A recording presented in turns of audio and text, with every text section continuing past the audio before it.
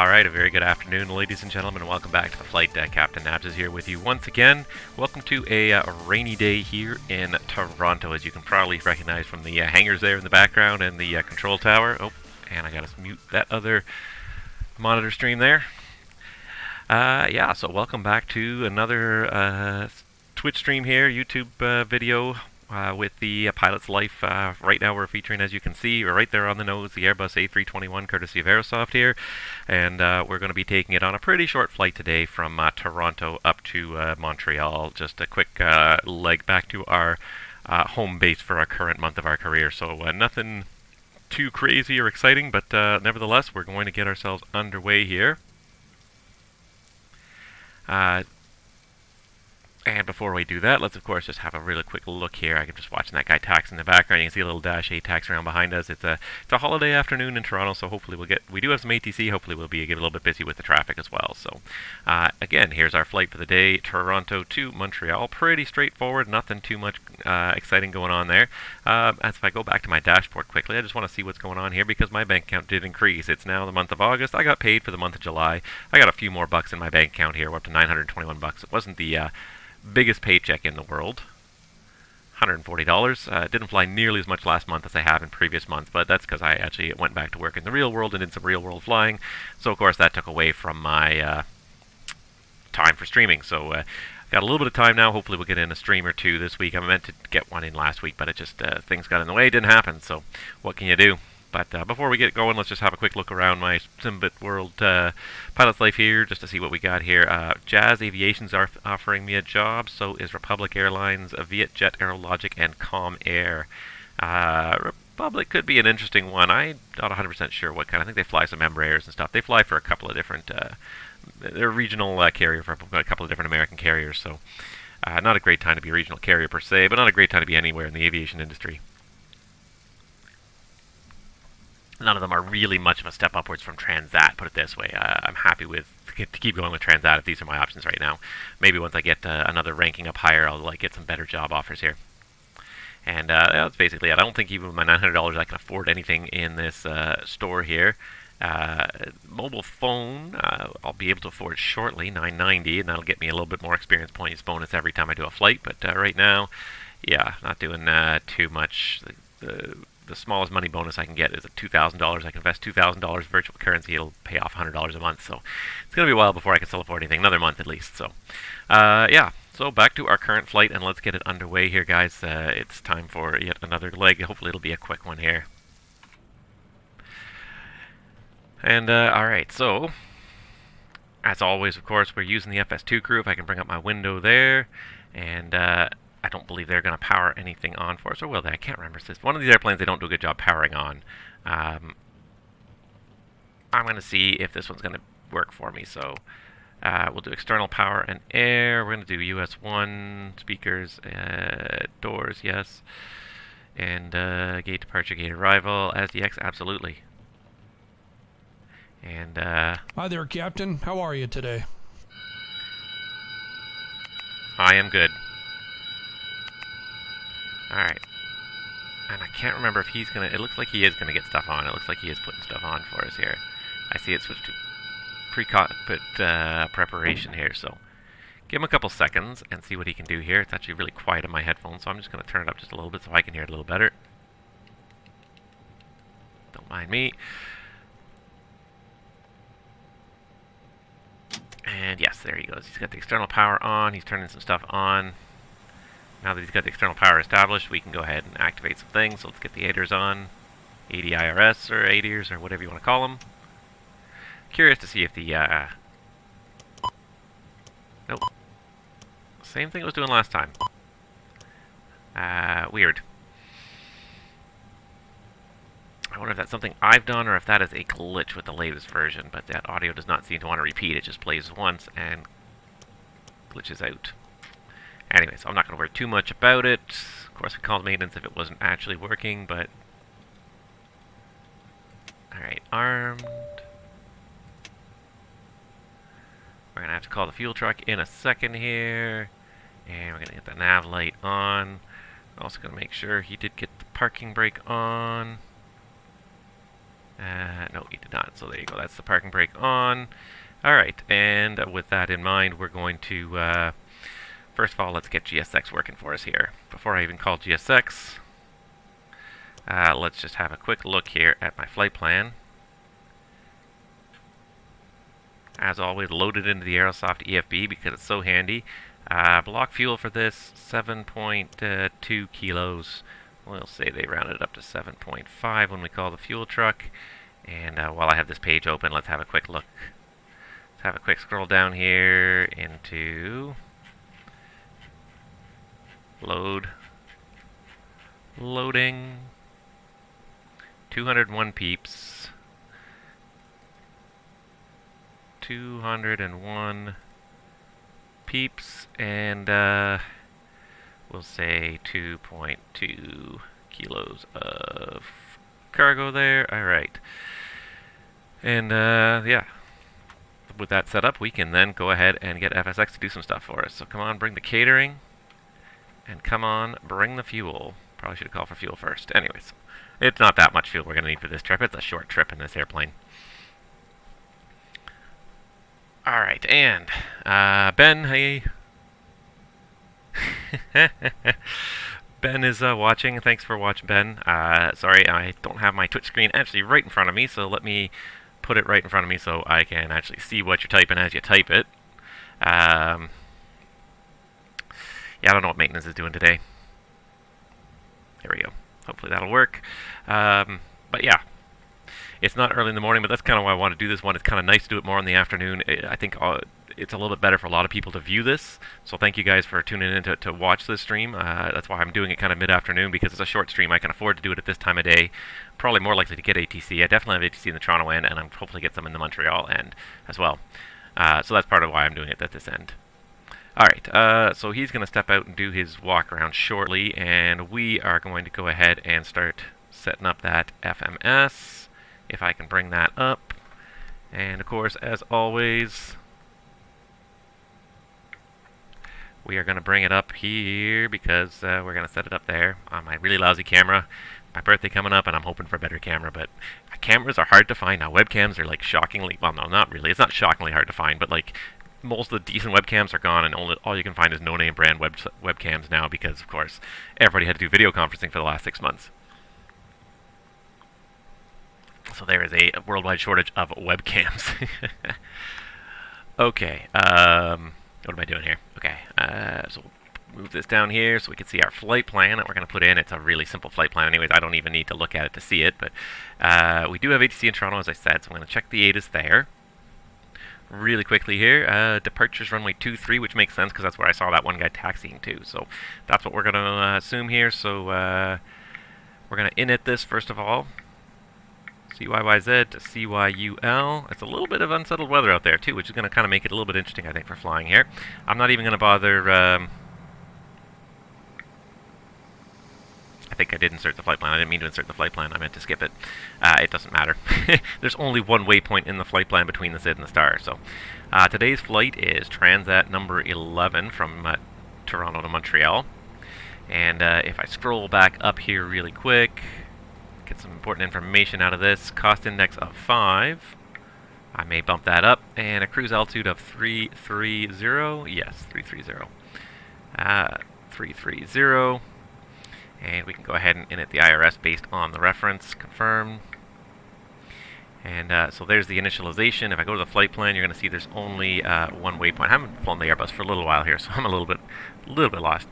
There's nothing really in there because there are no waypoints on this flight plan. It's literally just the SID and the star. So there's no point really loading it. So the SID out of Toronto, departure runway 23. On the dead key 4 departure. Press the wrong button, I think. There it is, dead key 4. And it is the MIGLO transition to get us to Montreal, and that is the first fix of the arrival into Montreal. So we do the arrival, we do runway, if I was a betting man, 24 right, or 24 left to Montreal. 24 right is closed for the foreseeable future. So there it is, via MIGLO transition for the ABS arrival, and that's it. The flight plan is in. Shortest flight plan yet, I swear.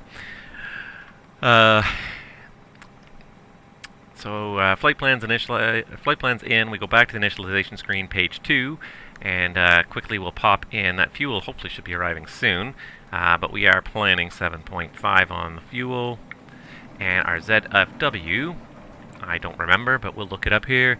ZFW 69.4 with the CFG always at 26. It's not the way it really is. Walk around. Thank you. That's not the way it really is, but just in this simulation, it always, the loading distribution never changes. The weights may change, but the distribution never changes. Alright, so then after the second initialization page, we just do the takeoff performance. So we're going to do a flaps 2 takeoff, especially because it's got a wet runway here today. Even that's going to have a V1 of 147. Runway 23 is pretty long. The other thing, actually, I do need to take off shift by about 500 feet.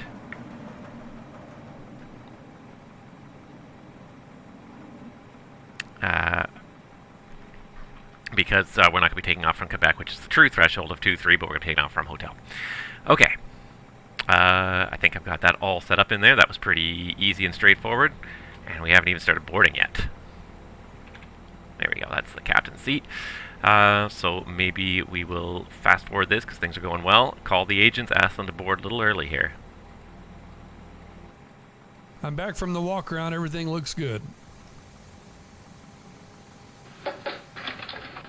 Hey, Captain. The agents want to start sending people out. Can we start boarding? Yes. Okay, I'll let them know.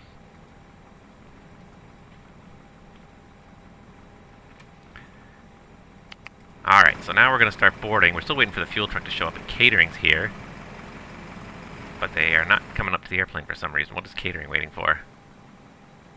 Catering vehicles are in position. Are they just waiting for me to open the doors? Do I have to open the doors for them here?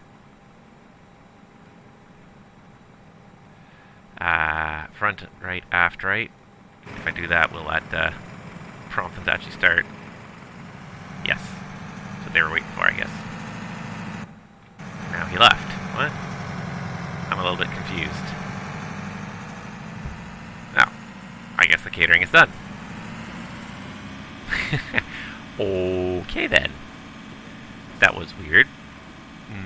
Alright. Then close those doors again. Didn't seem like they were doing anything, so they just sort of came and sat and left again. Okay. Whatever.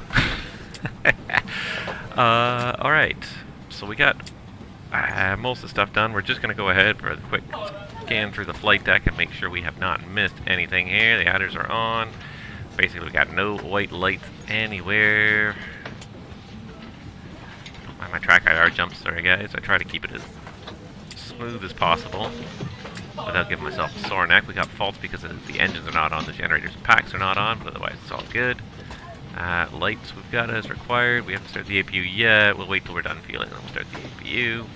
That's all looking good there. Let's see here. The ATIS altimeter 2996. North America 2996. 2996 there.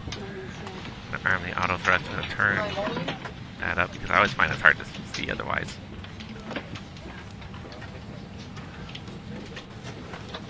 Alright, we're going to set 49 for now because that's what you set till you actually have your clearance. So when you look at it, you say, oh yeah, we haven't got the clearance yet. That's what that 49 just sort of indicates. It's a little reminder. The max for revert, or max for reject. All we've got up is Toronto Center, nobody else, so 2577 is going to go in the box.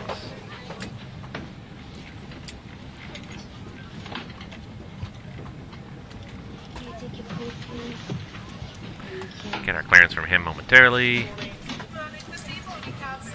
0, spoilers are stowed, flaps are stowed, everything else looks good. There we go. Canada 2881 departure, identify climb flight level 230. Catering will come with stowaways. What stowaways? We're going to Montreal. Who really stows away to get to Montreal? 2881 left turn direct Rycom. Does it really cost that much to fly in Canada now? Just 551 Toronto, go ahead. Toronto Jazz 551, information November, IFR to Thunder Bay. Alright, as soon as he's done, I'm going to call for his clearance from this guy. Transition, then the flight plan route, depart 23, squawk 0516. Looks like it stopped raining. G clears Jazz 551 to Thunder Bay via the ISEP 6 at Moosehead transition. Alright, we're just waiting to get a word in so we can get our clearance. 0516. Jazz 551, thanks, read back correct. Push and start to your discretion, ground 21.9 for taxi. 0.9 for taxi, Jazz 551. Toronto Clearance, good afternoon. Transat 11 looking for clearance to Montreal. Transat 11 cleared on Montreal, dead key for departure, make low transition, then the flight plan route, depart 23, squawk 0522. Transat 11's cleared to Montreal via the dead key for departure, make low transition, flight plan route off of runway 23 and the squawk 0522. Transat 11, thanks, read back correct, push and start your discretion, ground 21.9 for taxi. 21.9 for taxi, Transat 11. Alright, so we got 0522 in the box. It's exactly as planned. We're going to go ahead and set 5,000 because now we've got the clear... Nope. That's what I meant to do. Clearance. Good evening, ma'am. How are you? Alright, we got all that set. And Just 641 when you're ready to all I need right now. Altimeter 2997. Buddy's back from the walk around, right? Again, the 6,029 Hold this here for a second. Are you ready for the takeoff briefing? Ready? Alright, in the event of any abnormality or the problem during taxi will stop, otherwise it will be a left seat takeoff. Any malfunctions prior to the V1 of 147, I'll call stop or go. With the call stop, I'll close thrust levers, apply maximum brake, disconnect the auto throttle, apply maximum brake, and stop on the runway. Apply maximum reverse and stop on the runway. I'll set the park brake, PA, main seat, and call for any required memorandum security checklists. Meanwhile, you can verify reverse, monitor deceleration, call 60 knots and 5 ATC, mayday, Transat 11 stopping on the runway. The call is go or at or above V1, continue to take off at 400 feet, we'll call heading mode bank and ask to identify the failure. The emergency turn off runway 23 is runway heading to 1600, sorry. It's runway heading until we get to 5.5 from YTP, and then it's a left turn. Let's see if I can set it up here. So I'm going to manually set up here. Canada 2881, Toronto Center, roger. YTP. So when we get to 5.5 DME from YTP, it's a left turn heading 200. Retractable flats above 1600, continuing. And once established in the climb action, the memorandum security checklists. Alright, let's see here. Let's pull up some charts for Toronto really quick here. Do I have anything in the kneeboard? Nothing in the kneeboard at all, huh? Guess I haven't been flying much lately. Kneeboard's forgotten everything I've tried to put in there. Alright, CYYZ.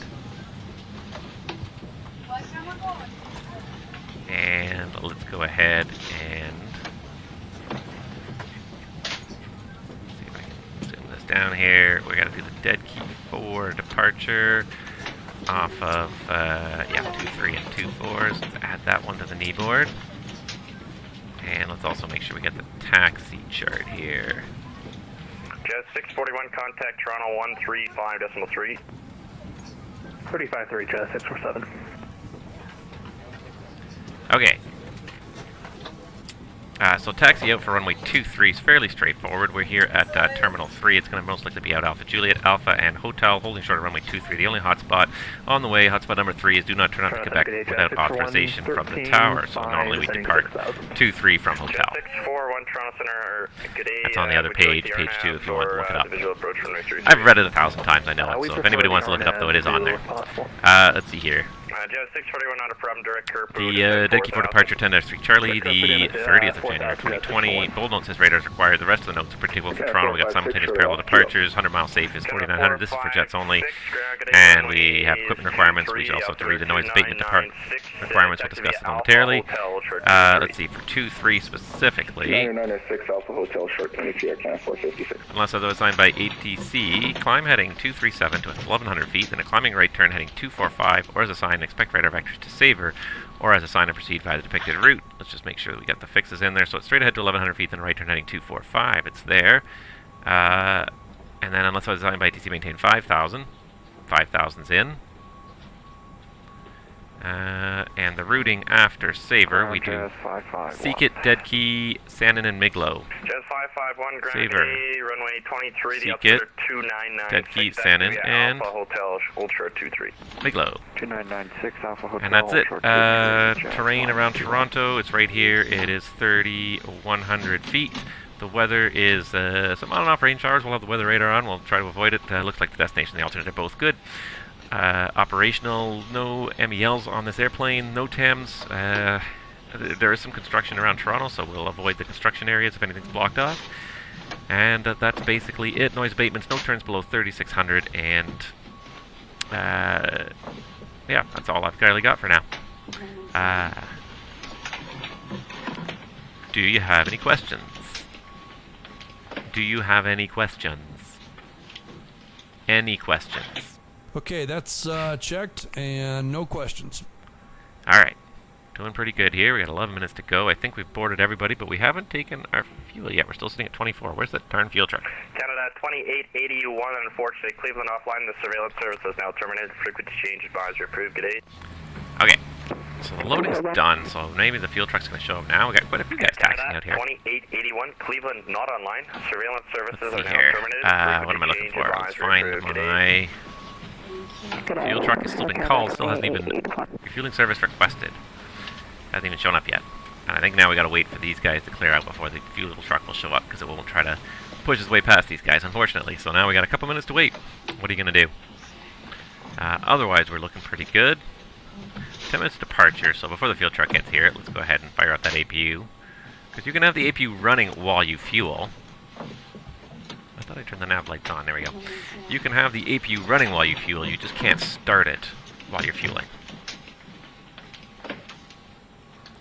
So we'll start it now, before the fuel truck gets here.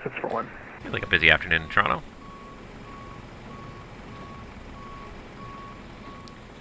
Alright, that's basically it. We're just about ready to go now. No checklist to do until we're actually ready to leave, so we're just waiting for the fuel truck. Any second now.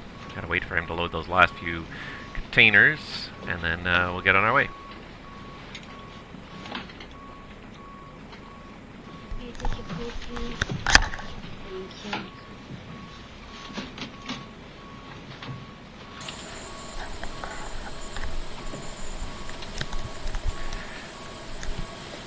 Does anyone have anything interesting to talk about today?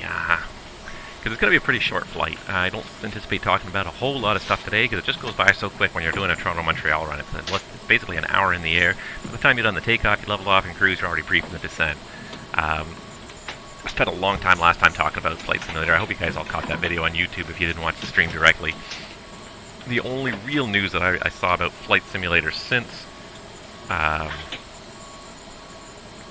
the only real news I saw about Flight Simulator since passenger boarding is complete. last time was that TrackIR will be supported right at the start. Thank you. That's the only difference I really saw, or the only real news I saw. That I think is pretty cool right off the bat, because TrackIR to me is almost essential. Not having that would have been a game changer to me. So I'm glad right from the bat. Apparently it's supported. VR is not supported right away, although they have confirmed VR is coming. That was the number one thing they heard from the community right away was, hey, we want to see this world that you created in VR. So they definitely wanted that. So that's being worked on. It's not going to be ready with the launch, but probably in the first update in the fall sometime. Jet 641, cleared RNAV, Zulu runway 33 via Kerpo. 3 to 4 months in. 33 via Kerpo, here at Jet 641. 3 to 4 months in, they'll have it. But yeah, TrackIR will be baked in from day one, which is great. I'm happy, super happy about that, as you guys can tell. I love TrackIR. I think it just adds such a level of immersion, being able to look around the flight deck. 456 ready, short of 23. Especially when Chase plane will not be available right away. Roger, fly the runway heading on departure. Contact departure 128.8 airborne. The winds 0904. Okay, I'll wait for this guy to back away, and when he parks, the fuel truck is on its way, and we're just gonna runway heading Canada 456. fast forward through the fueling as only a simmer can. Jazz 551, contact the tower 187. 187, Jazz 551. Okay. You're good. Pull away. Come on. Boarding completed. Where is this fuel truck? Okay, now I think it's coming. I just got a warning about the fuel truck. There it is. Hopefully it's not coming from too far. Driving down runways. That's really smart guy. Don't get run over. Oh no! That's hilarious. Tower Jazz 551, short of 23 at hotel. Jazz 551 Tower, good day, line up runway 23. That's hilarious. He almost got run over. Jazz 551. Didn't actually get run over, but it was close. I do like watching other air traffic too, even when I'm not flying. Hop in there and watch the Jazz RJ take position in Toronto just behind the departing Air Canada jet there. It actually seemed like that was perfectly timed, like he crossed the runway there. Yeah, that was nicely done.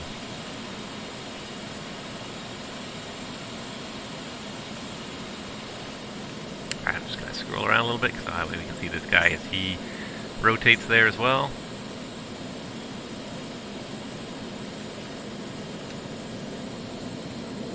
And there he goes, the Air Canada's airborne, and the Jazz is rolling to position.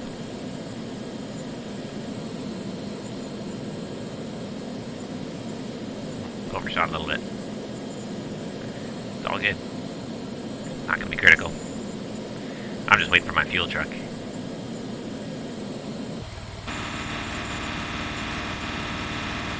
Oh, there goes the baggage cart. Driving past the baggage train in the opposite direction. That's hilarious. Just 551, fly the run. Actually, fly heading 245 on departure. The winds is 0904, clear takeoff 23.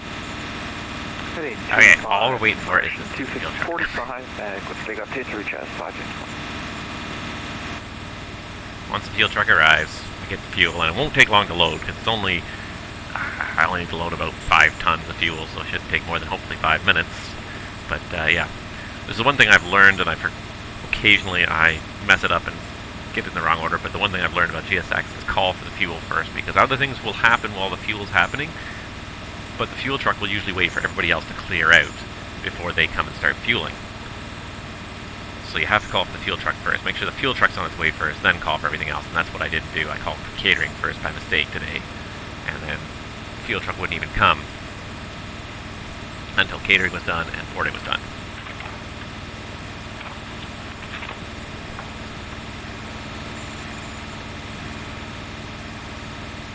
Does look like a female fueler though. Not something you see very much of, and I'm not against it or not trying to be equal opportunity, but it's a job that's dominated by men, at least certainly in North America anyways. Good to see the GSX as an equal opportunity employer. Just 551, contact departure 128.8. Alright, we gotta get the show on the road. The ATCs can all disappear before we get airborne here. 551, good day. Good day.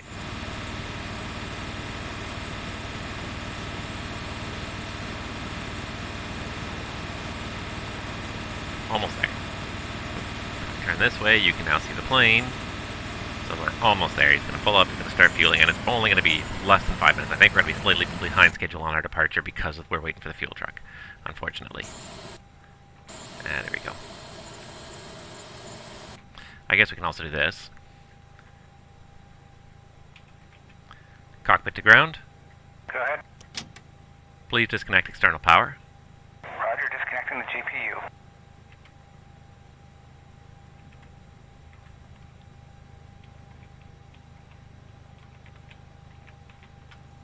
Here we are.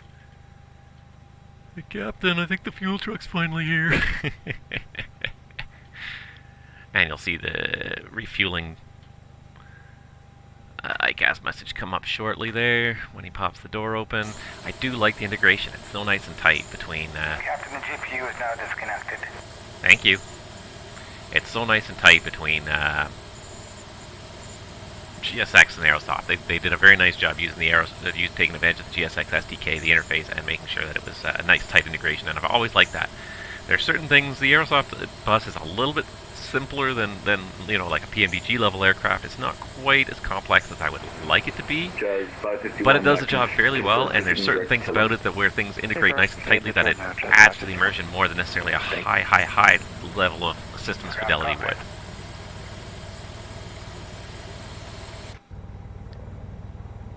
Go ahead. Jet 640. Captain, we're removing the jetway now. Thank you. Legally, buddy, you can't do that. We have to have the door open and a way to get the passengers off while we're refueling. In case there's a refueling spill or a leak or anything like that, we need to be able to get the passengers off. So, can't really be removing the jet bridge until fueling is complete, and besides which, we also need him to process our fuel ticket.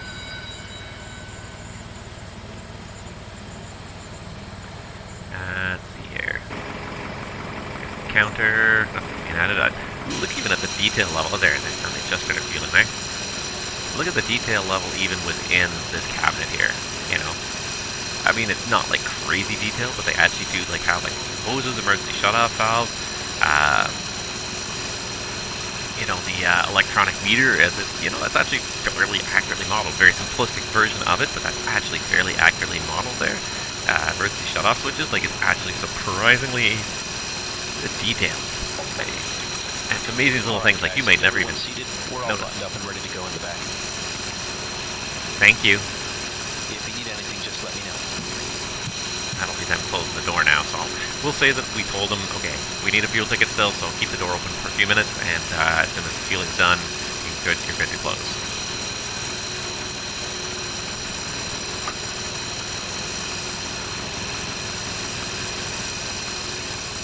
Rusty, dirty old truck there.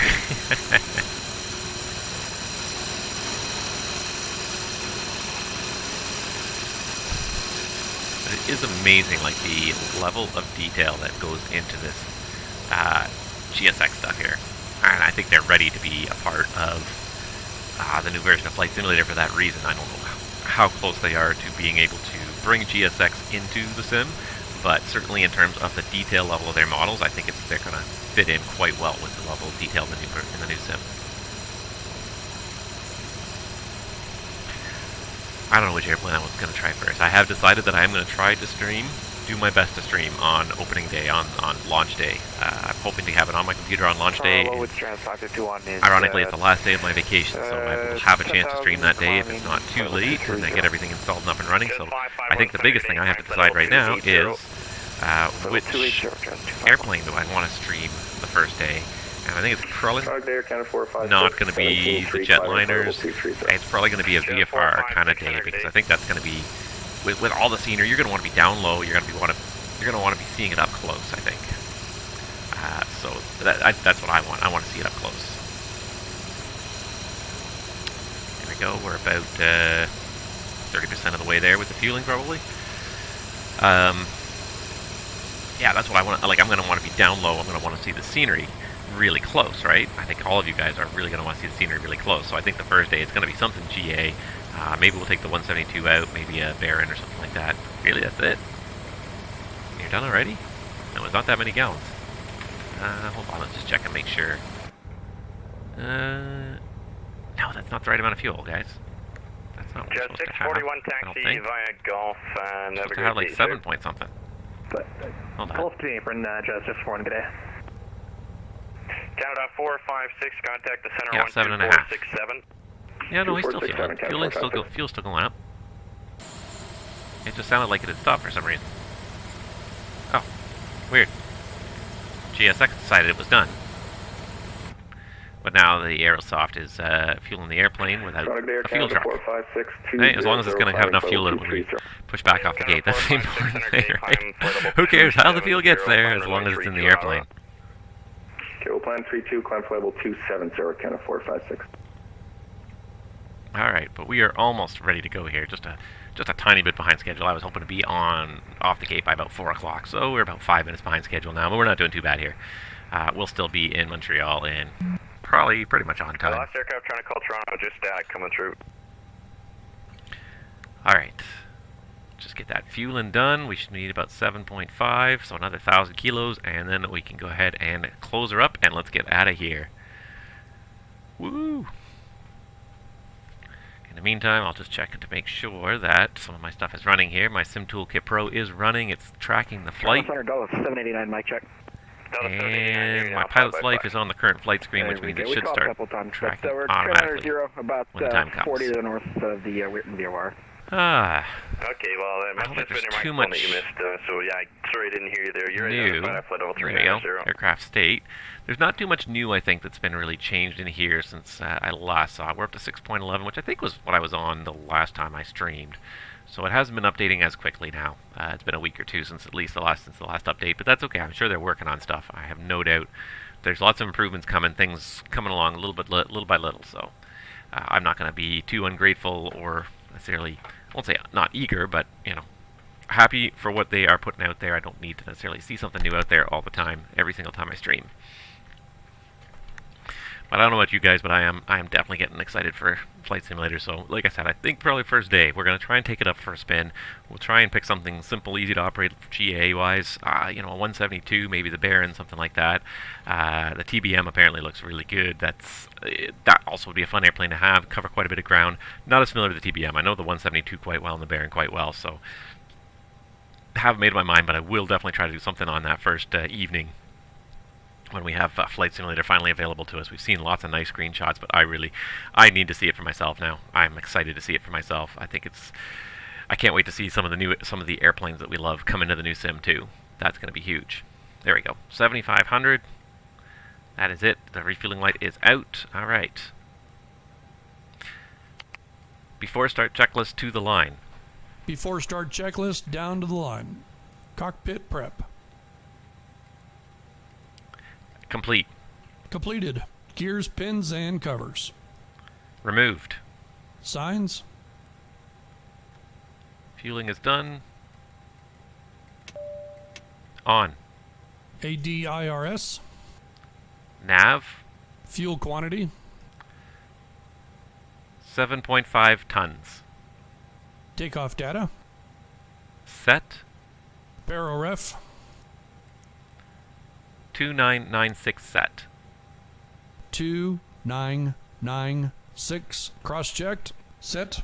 Okay, before start checklist, completed to the line. Delta 789, contact Toronto Center 124.67. Alright, seem to be having a little glitch here with 2467, GSX. It 789. still thinks we're refueling, so we're going to quickly reset it.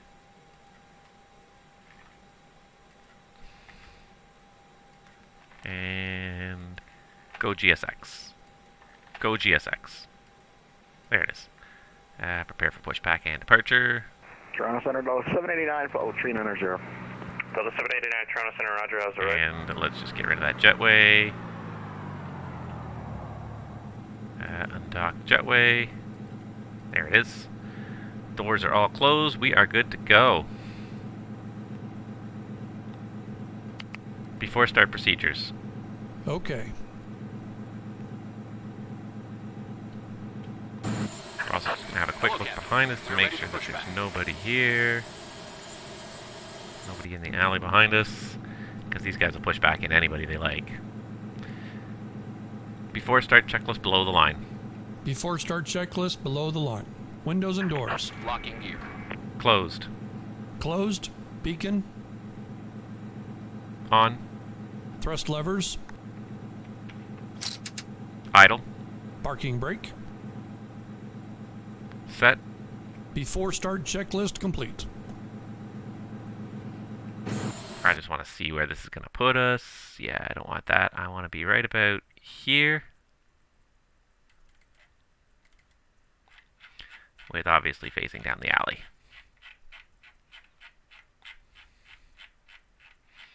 There we go. Departure check completed. Bypass pin inserted. Release parking brakes. Commencing push. All engines clear. Start at will. Thank you. Start engine 1.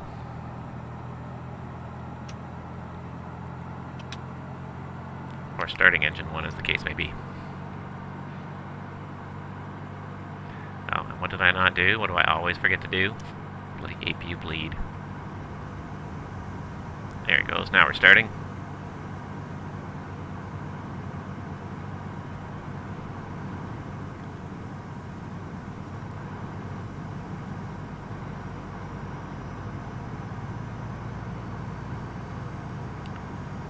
Alright, any second now we're going to get some fuel flow. There's the fuel flow. There's the light off.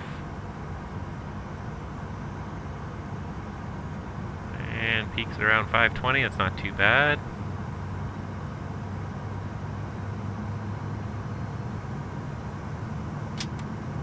Looks like oil, temperature, pressure, everything's coming up nicely, good. Normal start on 1. Starting engine 2. So many airplanes too that I often forget. Like certain airplanes like to be started in a certain sequence, but I often forget which is which. Some really like to be started 1 and 2. Some really like 2 and 1. Waiting your confirmation for good engine start. All right, getting there. 7.260, climbing 280.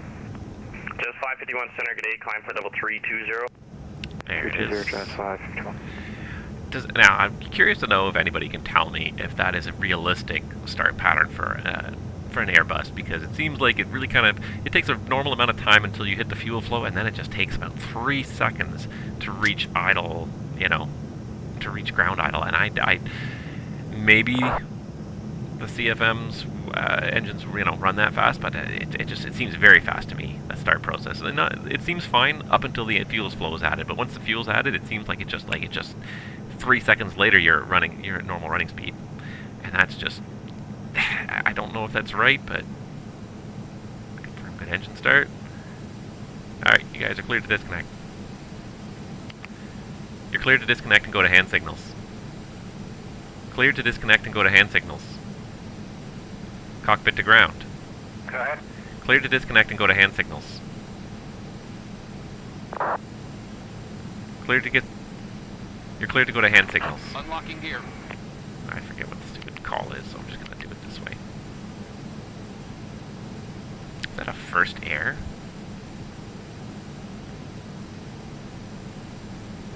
Oh, it's Canadian North, yeah. Holy moly. Look at that, it's a 737-300 with just like no bypass engines there. Just like cigar tubes under the wing there.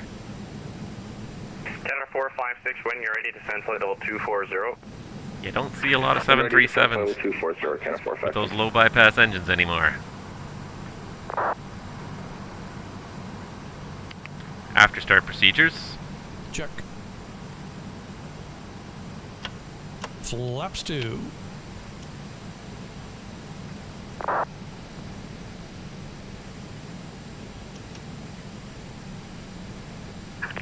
Left is clear.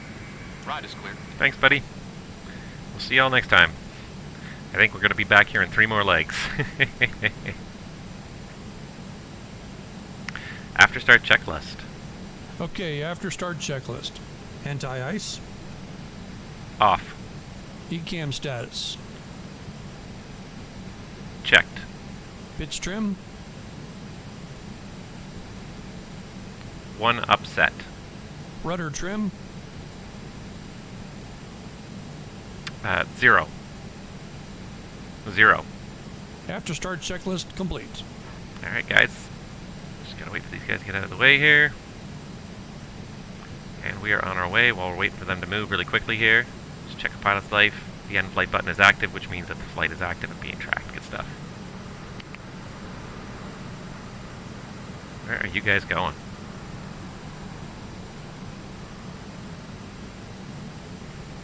Alright.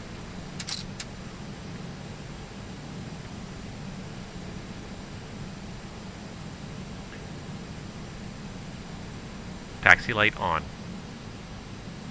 Set taxi light on. Never works in this airplane.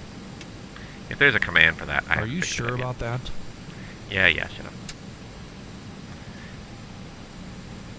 If there's a command for that taxi light yet, I don't know it. Right, we were supposed to be on 21.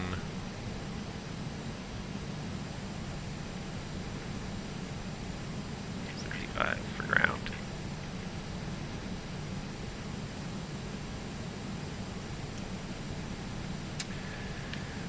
Toronto ground transat 11 is approaching Alpha Juliet. Transat 11 Toronto ground, hello. Runway 23, it is Papa current, altimeter 290906, taxi Alpha Juliet, Alpha Hotel, hold short 2 tree. Alright, we do have information Papa, runway 23, taxi out Alpha Juliet Alpha and hotel hold short 23, Transat 11. Alright, so we're out here on Alpha Juliet, a right turn on Alpha up to hotel for 23. Taxi light is still on, good, and away we go.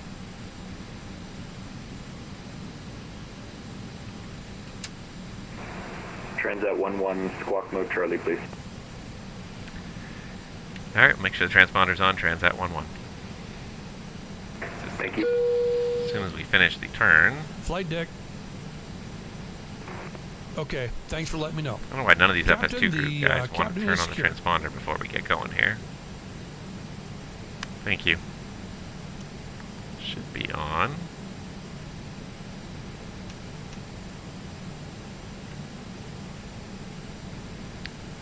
Hard to do the FO's job too. Why nothing's linking properly to the transponder anymore? I find that, yeah, I had this problem the other day. Empress 136, departure runway 23. Empress 13, fly runway heading, wind 090 at 4, clear takeoff, runway 23. There, try that. There we go. Now we got it Runway on. heading, takeoff 23, Empress 13. Alright, so the call to cabin secure, so we can do the forward takeoff checklist to the line. Before takeoff checklist down to the line. Before takeoff checklist down to the line. Flight controls. Oh, I never did check those. My bad. Flight control check. Ready? Full up. Full down. Neutral. Full left. Full right. Neutral. Rudder. Full left. Full right. Neutral. Flight control check complete. Ready? Checked. Checked. Flight instruments. Checked. Checked. Briefing. Confirmed. Flap setting. Config 2. Config 2. V1, VR, V2 flex temp. V1 147. VR 147. V2 148. Flex temp is 51 degrees. V1 is 147. V rotate is 147. V2 is 148. And for the flex temp we have 51 degrees. ATC. Set. ECAM memo.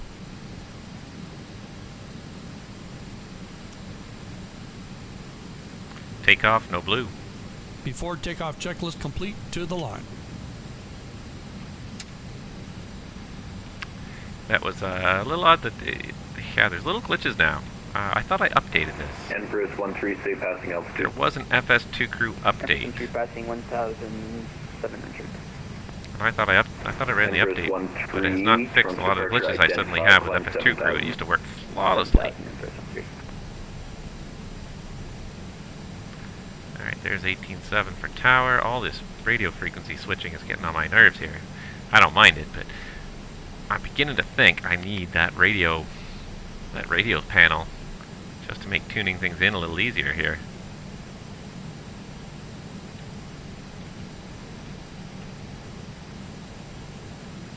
Swap Transat 11, contact Toronto departure 128.8. departure on 128.8, Transat 11. Set 128.8 on COM 1. Set.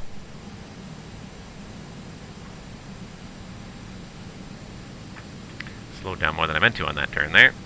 But that's what happens when you're also doing the FO's job too, as well as the captain's job. Kind of forced to do a whole ton of stuff at the same time, and it can be very distracting at the wrong moments. Empress 13, turn right direct AVSEP on course and climb flight level 230. Direct AVSEP on course, flight level 230, Empress 13. Transat 11 short, runway 23. Transat 11, wind 090 at 4, clear takeoff, runway 23. Clear takeoff, runway 23, Transat 11. So we've got tailwind component on takeoff, 090 at 4. It's unusual, but okay. Cabin crew, seats for departure. Before takeoff checklist below the line. Before takeoff checklist below the line. Cabin crew. Advised. TCAS. TARA. Engine mode selector. Norm. PAX. On. Okay, before takeoff checklist is complete. Checked. Clear left. Clear on the left.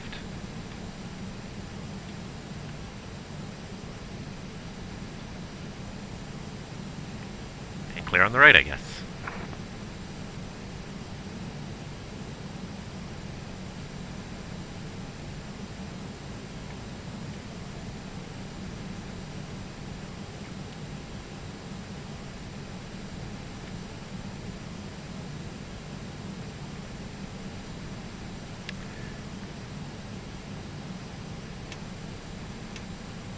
Takeoff. Check.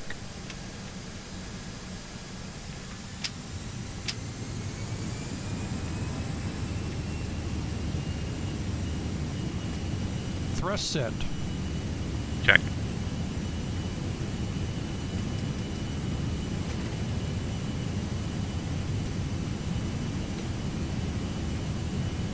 $100 knots. Checked.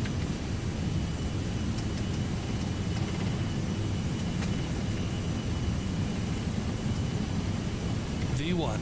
Empress 13, contact Toronto Center 132.57. See ya. 13257. Positive rate. Gear up. Gear up.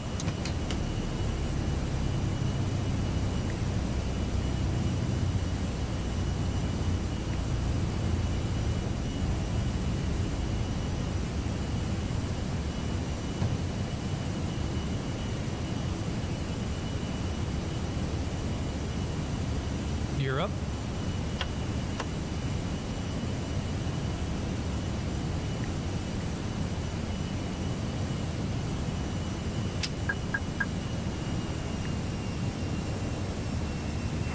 Transat 11, stay passing altitude. Transat 11 passing 2,500. Transat 11, Trump's departure identified, climb 7,000. Stand by. Flaps 1. Flaps 1.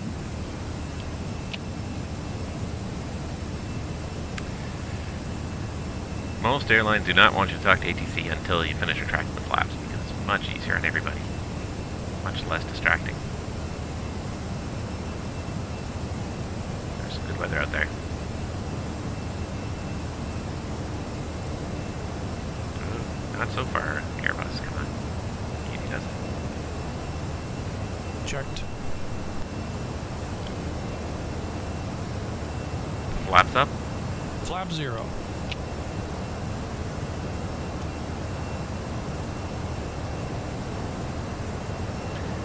Climb 7,000, Transat 11.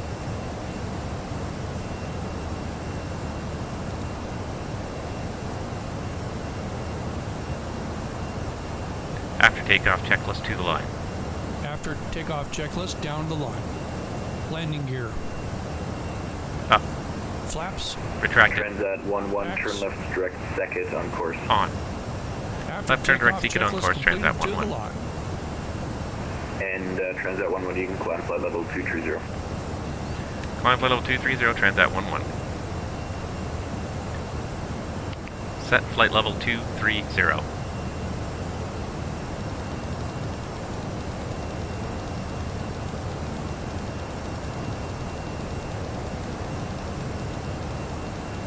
Here's the turn.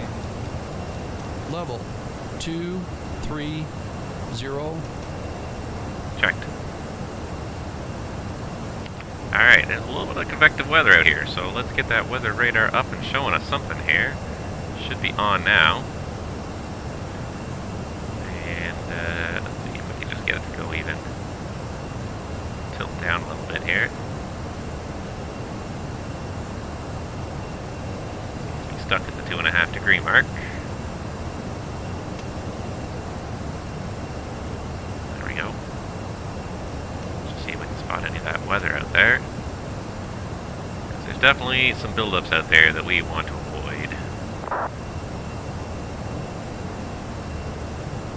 Not the nicest day. The weather radar should hopefully get us out of the worst of it here.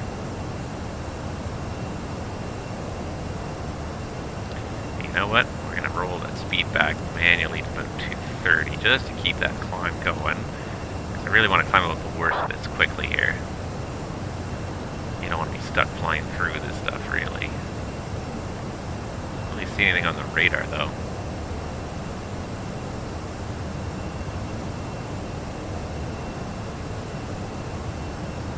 I thought that the weather radar on the bus was connected to active sky. It's possible it's not, but I thought it was. 10,000, lights are off. Seatbelts are definitely staying on for now, and pressurization. Let's see here. Let's see if it's going to pressurize this time.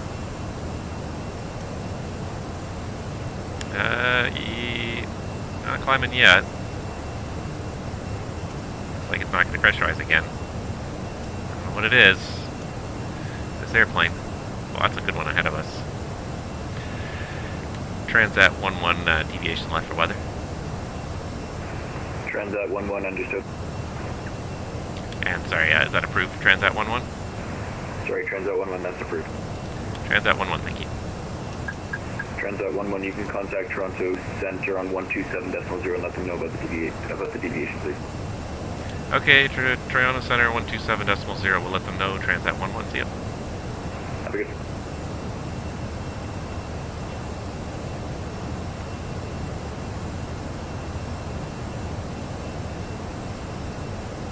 Come on, there it is. No, that's not gonna be enough. Toronto Center, hello, Transat 11 with you. 13.6, climbing flight level 230, deviation left for weather. Transat 11, Toronto Center, roger, when you're able, direct dead key. Direct dead key, enable Transat 11. There's Toronto back down there, circling back over it again. Now that we seem to be above kind of the surface layer, I think we can put this back in managed speed and accelerate away from these storms a little bit faster. And that looks like we can probably take directed dead key now. We're gonna descend to gain some speed or else we're gonna stall. Alright, direct First 1-3, you're dead under. key. Descend your discretion when you're able, climb flight level 280. Let's try it anyways. See what happens here.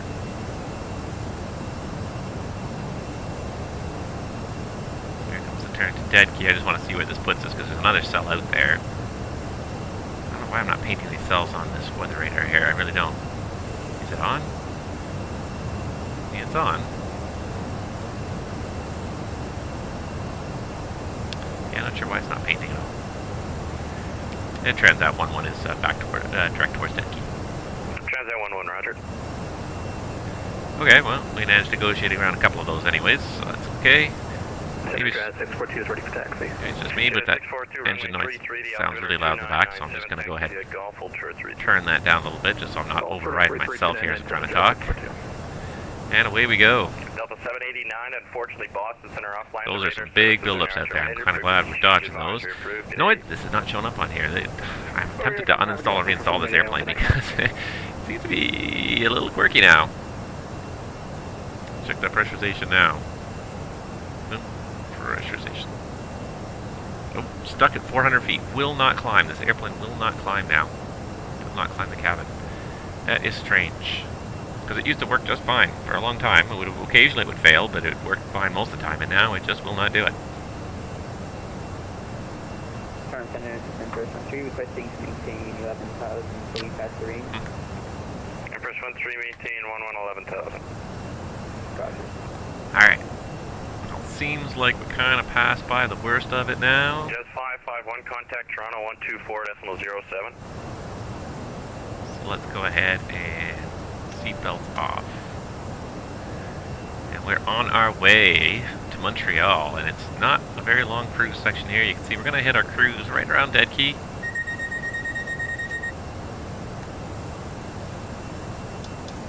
Get my coffee. And then just before Miglo. Drink for you, Captain. Top Here you line. are. Thank you. Thank you. And away we go. Anyways, another leg underway. And there is, yeah, there's transition right there. Jet 642, call me airborne. The wind's calm, clear takeoff runway 33. Clear takeoff 33, call airborne Jet 642. And away we go. Transat 11, contact the center 124.67. 12467, Transat 11. These guys are really taking advantage of all the frequencies available here. Toronto Center, Transat 1118, correction, 188, climbing flight level 230. Transat 11, Toronto Center, roger, climb flight level 330. Climb flight level 330, Transat 11. It's still the same voice, it's still the same controller, but they're taking advantage of the AudioForVATSIM features that allow you to have multiple frequencies linked together properly now. Some people take full advantage of this, some people still just use one frequency to cover a wide area. But the one advantage of doing it this way, where the pilots are switching frequencies, is that if a subsector opens up, if ground comes online when tower and departure, or departure is controlling ground and tower, you don't have to tell the pilots to switch at that point because they're already on the correct frequency. So I kind of like that. Kind of like this idea. It makes sure people are on the right frequency. 124.07. 24.7. Yeah, it's okay. You know what? And I like it this way because it makes it easier on the pilots. It makes it more transparent for the pilots when there's a shift change. You're not telling them, oh, now ground's online, contact ground. You just simply the departure controller will simply deselect ground, and the ground controller will come on, be on that frequency, and the airplanes will stay in one place, and they'll hear a different voice, but they won't even realize what's changed. I like it that way. I really do. I think maybe it's a little frustrating to some of the controllers, but it's definitely more realistic too, because when you do have these major airports, and when you have a controller staffing multiple positions, especially when it's multiple different tier positions, like when it is tower, ground, and delivery, they will tell the aircraft to call them on the correct frequency for whatever function they're doing, just in case another controller does walk in and take over at some point. So even though it's the same guy on ground, tower, ground, and delivery, he will tell people to select the correct frequency because he wants them to be on the correct frequency in case somebody else comes in. I find that's not as much the case in the radar environment. In the radar environment, they usually like you to be on one frequency, or if there's multiple, for example, multiple ground controllers, and then they start sharing and swapping frequencies back and forth, they'd rather have you on the one frequency. This is the case, I think, more in America, because in America they don't believe in the cross-coupling, and it's, as a pilot, that frustrates me. The idea of cross-coupling is fantastic, because then you can hear everything that's being said. Cross-coupling is, for those who don't know, cross-coupling is when a controller is monitoring multiple frequencies, but whatever anybody else says on those frequencies is also broadcast on all those other frequencies. So if you have frequency 1, 2, and 3, if a pilot broadcasts on frequency 1, if you have cross-coupling, then any pilot on frequencies 2 and 3 also hear that pilot, so their broadcast is rebroadcast on the other frequencies. This is really, really useful to pilots, because then they can hear all the transmissions, all the communications going on, and they're not stepping on each other. If you fly in America, you'll find that they don't do cross-coupling. A guy will be monitoring multiple frequencies, but the pilots on the other frequencies can't hear each other, so they will all be calling up at the same time and saying different things and blocking each other because they don't know that anyone else is calling. They'll cut someone off mid-sentence because they can't hear anyone else talking. So I find that's a real problem, and I like the Canadian way of cross-coupling frequencies better. I think it's a smarter way to operate. I really do. It's definitely, it's more realistic when it happens in the VATSIM environment, but it's just a smarter way to operate. But that being said, I think a lot of controllers like to consolidate as many people onto one frequency as possible to minimize, sort of the chance of blocking each other. The only time that really becomes much of an issue is when pilots are out of range of one particular frequency. I do agree with that. If you don't know which, this is one thing, disadvantage of the AudioForVATSIM system right now is that it's hard for pilots and controllers to know which frequencies are open. Whatever master frequency controller is tuned into, you'll see that one listed on VATSPI, you'll see that one listed in your pilot client, but you won't see any other frequencies, sub-frequencies they may have open. So unless you're told to call on those frequencies, you won't even know those frequencies are open. And ditto for fellow controllers will also not know that. That's true. And that does make it a little bit challenging. I agree with that. I think probably the most important thing is there needs to be a universal policy, and I think I'm pretty sure it's being worked on with AudioForVATSIM. Request deviate left near 20 degrees for weather. We're going to have to go again. Deviation left is approved Deviate a when little you're bit again here in a minute. Approved, maneuver when able, Jet Part 2, thanks. What was I saying? Yeah, so I think AudioForVATSIM is working on ways of displaying multiple frequencies that a controller may have open so that you can select the most appropriate frequency. And hopefully that will also be reflected in Euroscope to what frequencies are open, are being manned by a controller. I can imagine it's a bit challenging to do though, because there can be lots of frequencies. Each controller can be monitoring. There's no policy limit. There are probably technical limitations to how many frequencies a controller can monitor, but it's not a bit of a TCU, but it's not going to be too bad here. We'll just go right through it. It's fine. But yeah, I think when they can make it easier for pilots to be able to see all the frequencies that are open, I think that will make the multiple frequency regimes a little bit more easier to use, a little bit more sensible, I think. It's neat, some of the stuff that you can do with AudioForVATSIM though. Nice. We do have Montreal Centre online. Thank you, Montreal Centre. Merci beaucoup. We are going to start picking up the ATIS because our time in cruise here today is going to be all of like 4 minutes, I think. It's going to be a little bit bumpy just for a second here as we go through this cloud. That wasn't too bad, really. And then it's sort of clearing out as we head east. Good stuff. So as we head to Montreal, I'm just checking the ATIS here for Montreal already on the other screen here. 20 Zulu 280 at 15, gust 20, visibility 30 miles, fuel 4,000, fuel 25,000, temperature 2060.17, altimeter 2994. Alright, so we got 2994 on the meter in Montreal, so we're just going to just set, Empress 13, contact Toronto Center set that 12577. in there. There we go. The other thing I think, one other advantage of having this many frequencies open, especially center frequency wise, is that it keeps the pilots more engaged. When you spend 1 to 2 hours sailing through somebody's airspace on one frequency the whole way, you tend to tune out as a controller. So having multiple frequency changes available, doing multiple frequency changes as you're traversing the airspace, it gets you more involved in the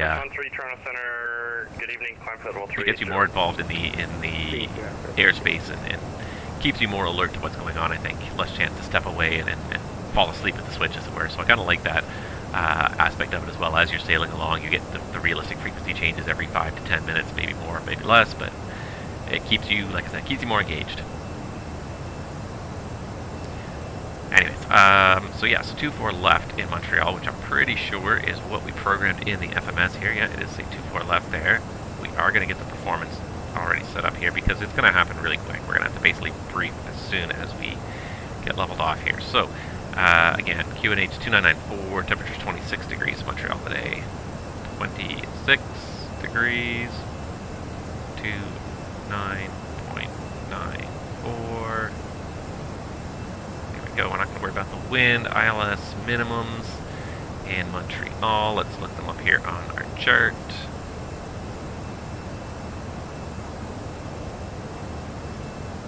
CYYZ-CYUL, enter.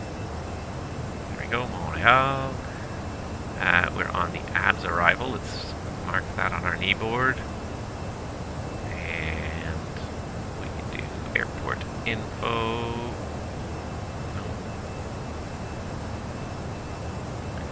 Anthony board parking spots. I want that one as well. And then last but not least, we need the ILS 24 left. Pick an ILS, any ILS. Alright, there we go. So the minimums for this are 318. So we're going to put that in.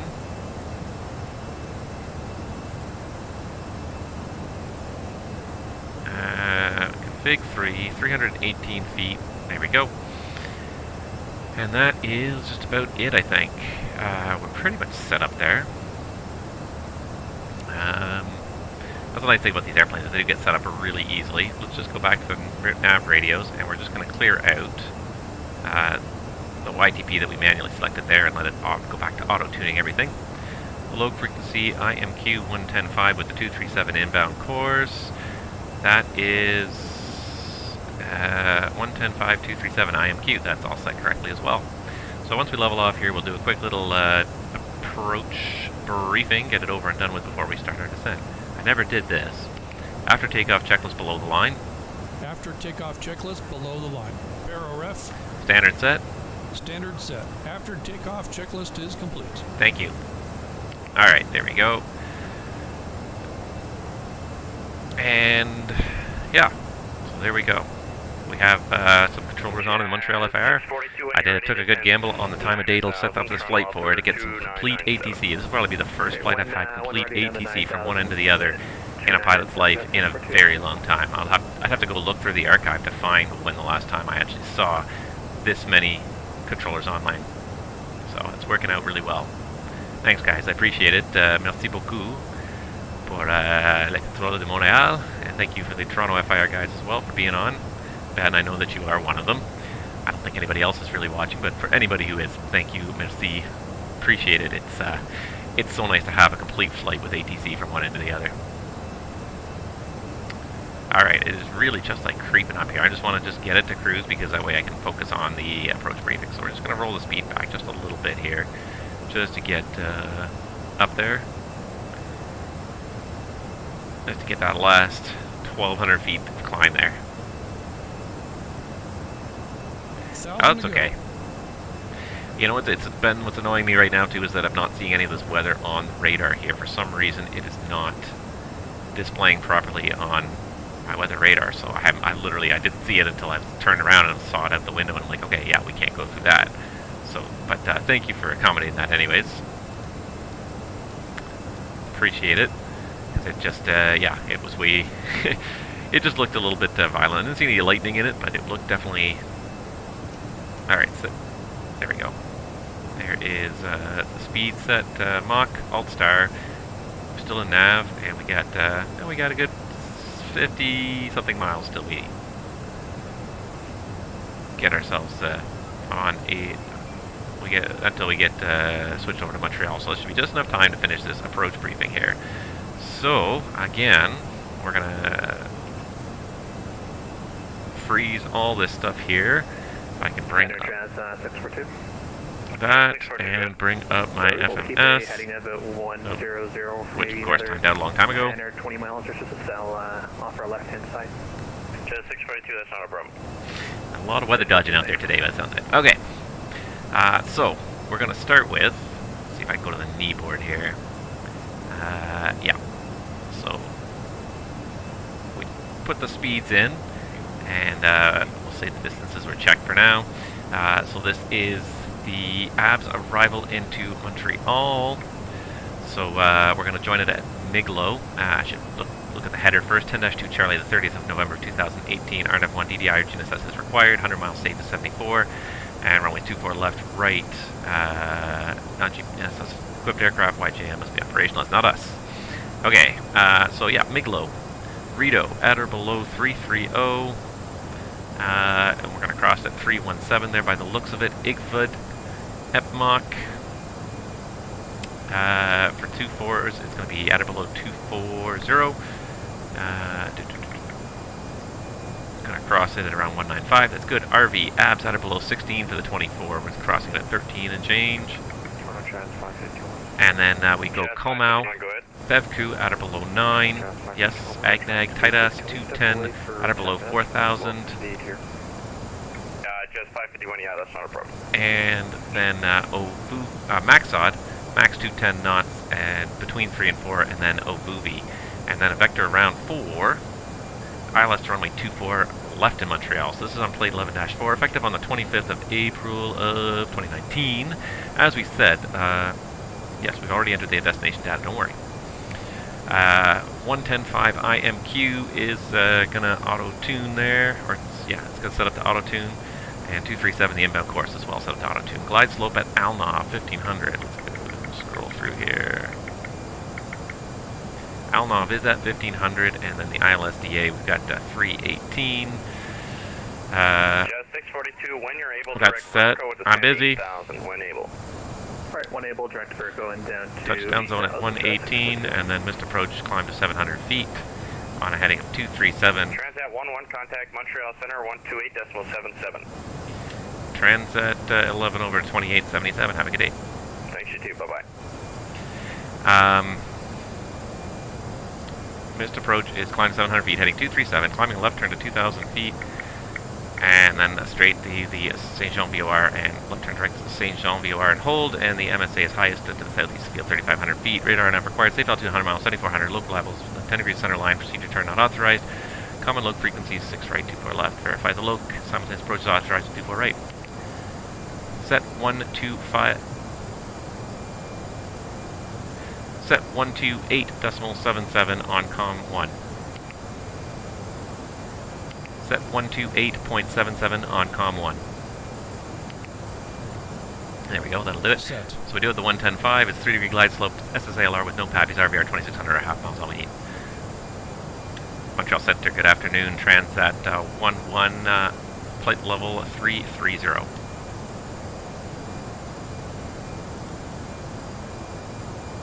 I get the frequency. Transat 11, Montreal Center, good the runway 24 left, Montreal, information uniform.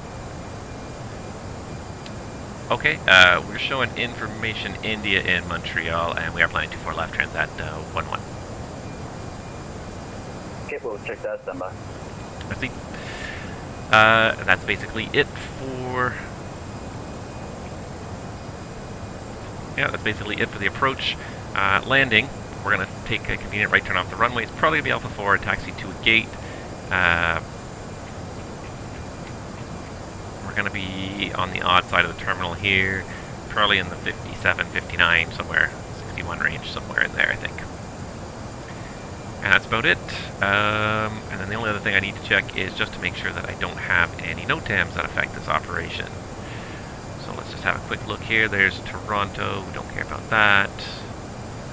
Montreal, Trudeau, fuel, Echo, Juliet Charlie, 1028, Bravo closed, 6 left, 24 right, 6 left, 24 right, 1028, 6 left, 24 right, ILS 6 left, none of that, nope, none of that stuff affects us, so good. And that's it, no MELs, fuel. To get to Ottawa as our alternate, we need about 2,700 fuel. And we are showing, if I can just do this here, landing with 4.6. We got quite a bit of extra. We got an extra ton and a bit, so almost 2 tons. Any questions? Okay, that's checked and no questions. Perfect. All right. At Montreal Center, Transat 11, request descent, please. Transat 11, descend 8,000. Descend 8,000, Transat 11. Altimeter settings, sir. That's okay, he's still trying to figure out what 8 is current in Montreal. Alright, there's 8,000 feet set, managed descent, and down we go. Our 4-minute cruise is complete.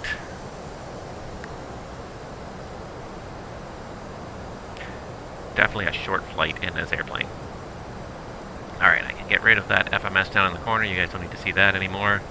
Looks like it's a pretty nice shot into Montreal, though, now. All the convective weather is behind us. If I can get a view behind us there. There we go. Somewhere down there behind us is the convective weather.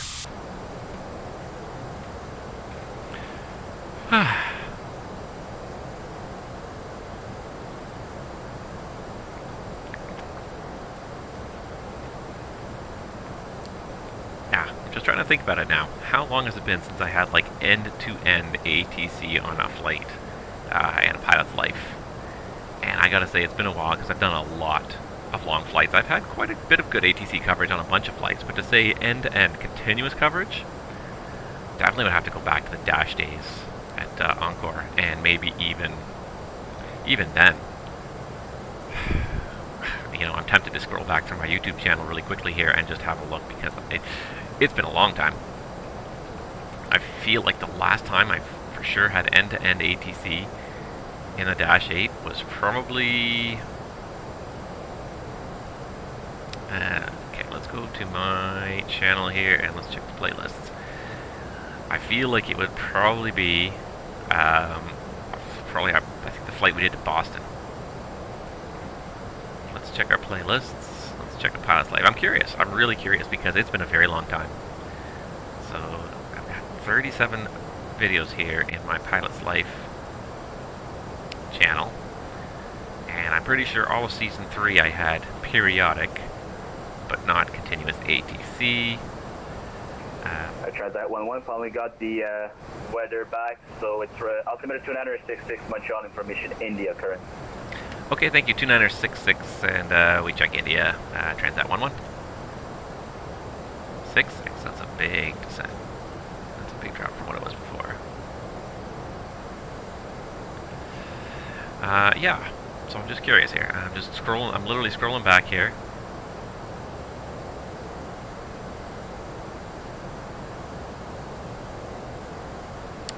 Let's see here.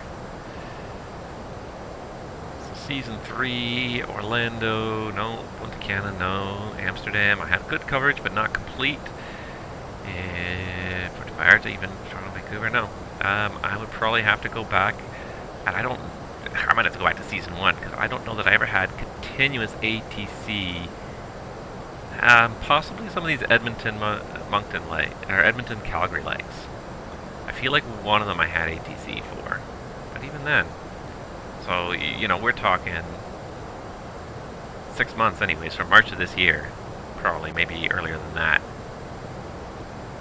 since we last had, like, full-on ATC for an entire leg, so. It is, I gotta say, it's kind of nice to have it now.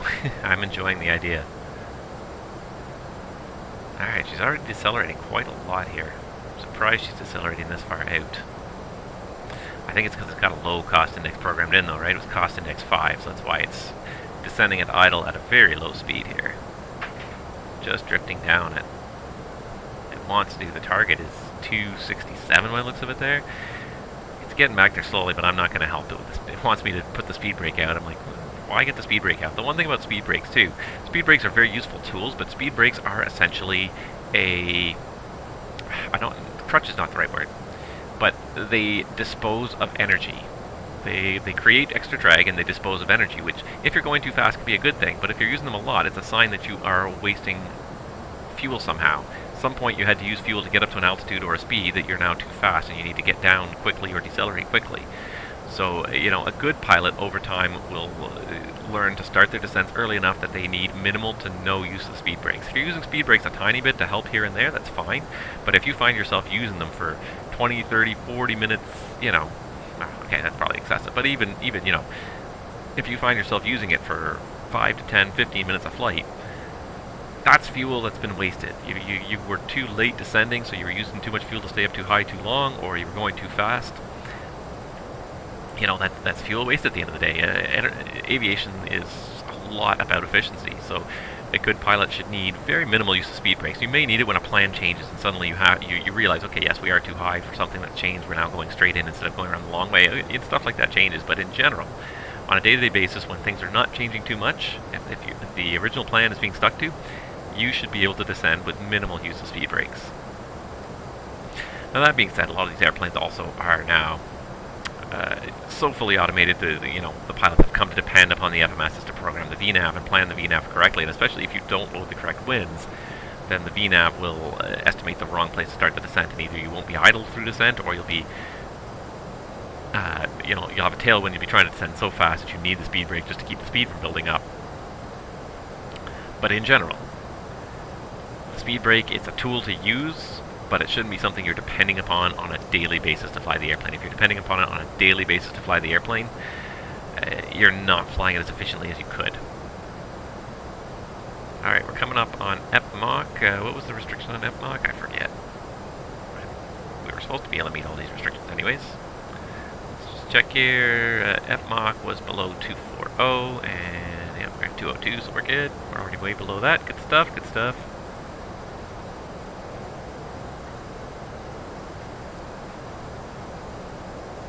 Let's just see if I can adjust this better here. There we go. That's better.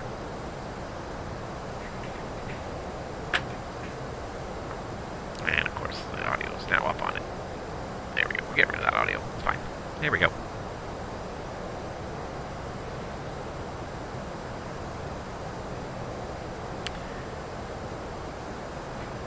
And away we go. Montreal should be coming into sight very soon here. We passed Ottawa. Just passed it just a little while, just back there. Behind us you can see Ottawa there. That was our alternate. It looks like the weather's pretty good as we go down here into Montreal today. I don't see too many issues. One thing I need to do at some point is pick a gate. We have to be below 10,000 before GSX will let us pick the gate, so I won't really bother to pick it until we get to the below 10,000 mark. But here we come on transition. Transition, set 29er66.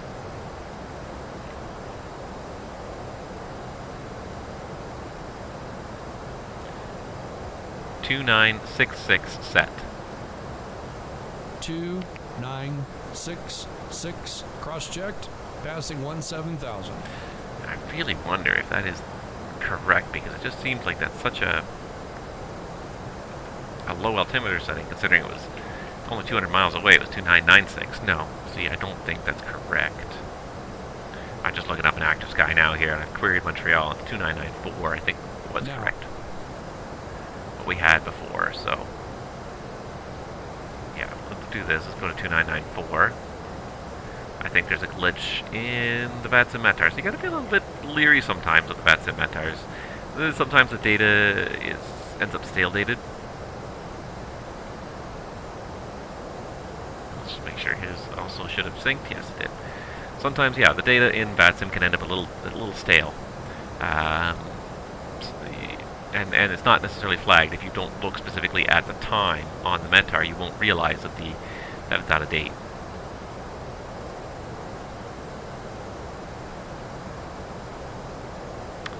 Alright, following the St. Lawrence there eastbound, the Ottawa River should be just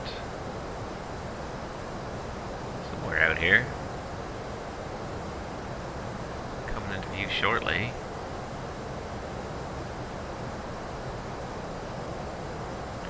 A little disoriented. I know it's the St. Lawrence, but I think we're farther away from Montreal than I think we are, but we should be getting there pretty quick. Maybe that's the Ottawa River right up there.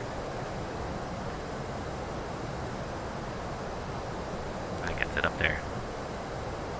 Oh, I know this route so well. Follow the river, follow the highway anyways, and you can pretty much find Montreal without too much effort. Stuck on a big island in the middle of the river. Can't really miss it as long as you're following the river. Yeah, actually, if you look at the chart here, the Ottawa River is on there. We are still quite a long way away. This is one of the wider parts of the St. Lawrence here that was widened as a result of the dam set up to help control the water, the flow of water for the St. Lawrence Seaway. So there's quite a few towns. That 11, contact arrival on 132.85. Montreal Arrival 132.85 for Transat 11. Merci, bonsoir. Bonsoir. I think it's a little early for bonsoir, I guess, but anyways. Montreal Arrival, good afternoon. Transat 113.7 descending 8,000 information India. Transat 11, Montreal Arrival at OI. Plan the ILS 24 left, the other 2994, correcting descent 6,000. Alright, we are planning the ILS 24 left, 2994 descend 6,000, Transat 11. Alright, 6,000 feet is set.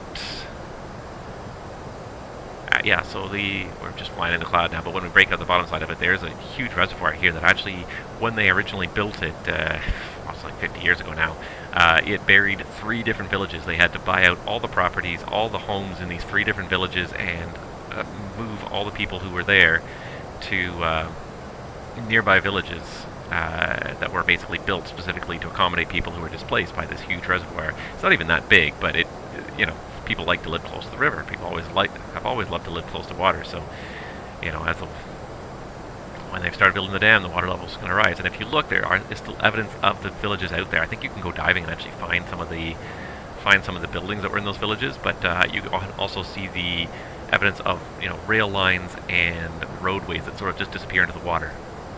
That just disappeared down the water where, you know, it used to be an open valley, and they just would go down and come back up a little further along the valley. So if you look, you can still see the evidence out there of these villages and the fact that there was people there once upon a time. Alright, that pink there is a decel point, so any second now we're going to decelerate for the 250 knots. So yeah, so the dams are all kind of right up in here, and they really kind of filled in the shallower parts of the valley behind. But there's one big dam right there, there's another big dam right there. Now we're almost there. There's the Ottawa River coming from the left. The two highways meet onto the west side of Montreal here, and the airport's right about there, although it hasn't really come into sight nicely yet, but we're getting there. Alright, and now it's decelerating to 250 knots here, hopefully. That may need a little help from me. I'm going to see if we can do it without too much help here. Seems like it's prioritizing that 250 now, and that green dot, we're sort of running away from it as we try to decelerate to that 250. Not too bad, all things considered. It's done a pretty nice job with the idle descent this whole way without being too fast or too crazy. Approach checklist. Okay, approach checklist. Briefing? Complete. Confirmed. Are you sure about that? ECAM status. Any questions? There's none. Okay, that's checked and no questions. Checked. Seat belts. On. Baro ref. 2994 set. 2994 set. MDADH. 10,000. Minimums 318 feet. Minimums 318 feet. 318 feet. Set. Engine mode selector. Norm. Alright, approach checklist is complete. Check. And there is the airport down there now. Below 10,000. We're not below 250 knots though, so GSX will not let us select it until we get below 250 knots. It's okay. We'll just keep idling down. We're doing pretty good here though. The profile worked out really nicely here today. Now over here, there's a really nice beach. If you ever come in here in the summertime and look left as you're on the downwind here, it's a beautiful beach here. Very popular with a lot of people from Montreal, I guess. I don't know what the beach is called, but you notice a lot of people there swimming at it. Very popular in the summer. I don't know if that's the case this summer, per se. It's summer's a bit of a weird summer.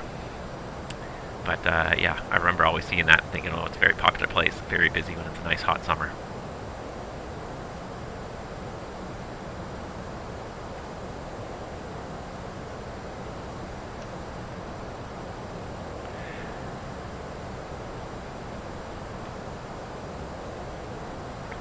I wonder what it would be like to repeat this flight once we get the the new version of Flight Simulator up and running. Because it's a very short flight, lots of great scenery. It'll be interesting to see how much more realistic it is. And there will be an Airbus A321 in that new sim. I wonder how long it'll also be for people to start reskinning some of these airplanes for some more realistic airlines. I'm sure they're all going to be the fake, you know, Planet Express airline or whatever the default Microsoft Flight Sim airlines were. I haven't even, it's funny because I haven't even used those airplanes in so long I've forgotten what they were. I remember like a yellowy paint job. It's been a very long time since I saw those though. Oh, it's going to be weird having a new version of Flight Sim. It's going to be great. Descent 11, descent 4,000. Descend 4,000, transat 11. It's going to be very weird, but very fun.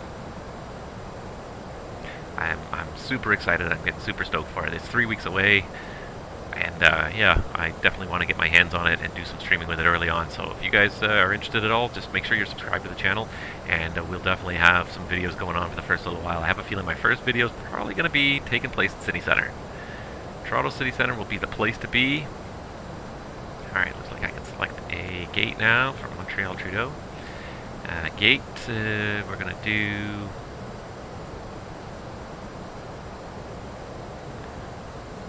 We'll do 57.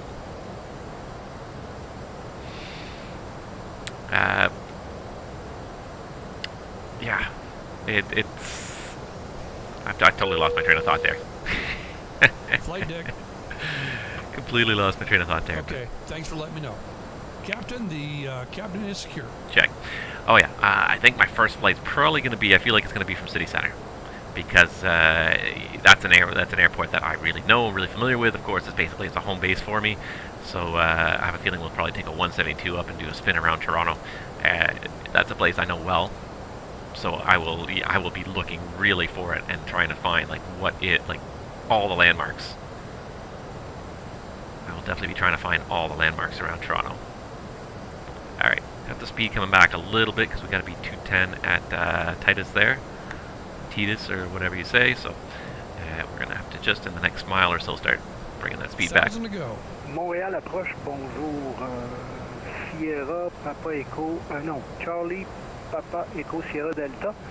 Je fais un test radio. Est-ce que vous me recevez? Affirmative.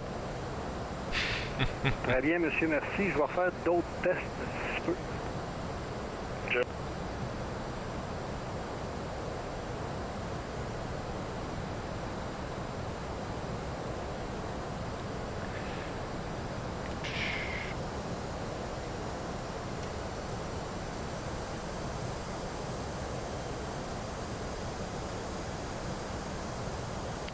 Flaps 1. Speed checked. Flaps 1. Speed 210 set for Titus, whatever you want to call it.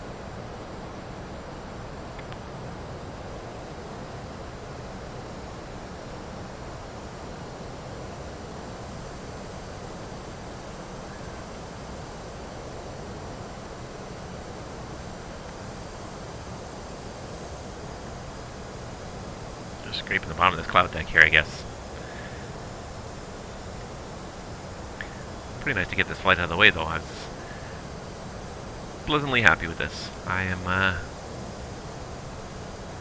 wasn't sure if I'd have time to get this flight done. And it's such a nice short flight, too, to be able to do it with full-on ATC, too. I'm loving this idea here. If they're going to make me switch to tower, I should probably have that ready to go, just in case.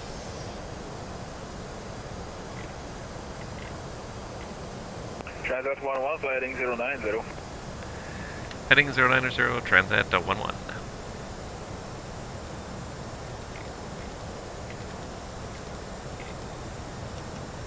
Heading 090. And with that, we should probably be able to do Sloka inbound course of 237, radial in. It always gives me a no nav intercept message, but it seems to work nevertheless.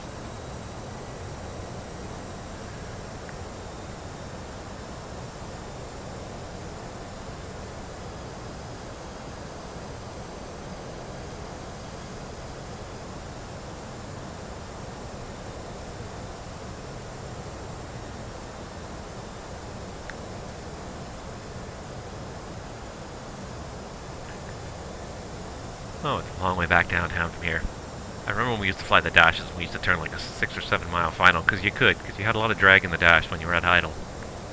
And the jets, you need the 10 to 15 mile final. Transat 11, descend 3000, heading 150. Descend 3000, heading 150, Transat 11. 3000. And heading 150. Bring the speed back to 190 as we turn base here. Transat 11, continue to turn, heading 210 for the intercept, clear Aerosoft approach, runway 24 left. 210 for the intercept, clear the ILS 24 left, Transat 11.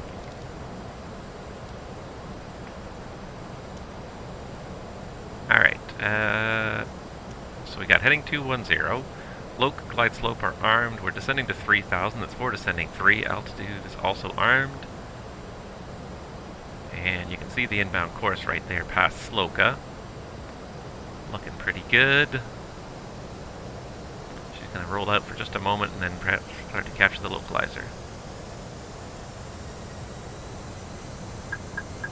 There's Lokestar.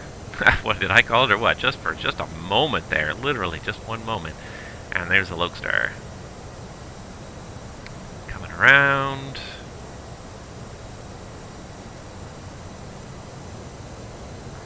You're so far out there you can't even see it, but there is at least the big giant hill in Montreal. That giant hill that the city is named for. And downtown right behind it, the Olympic Stadium right there.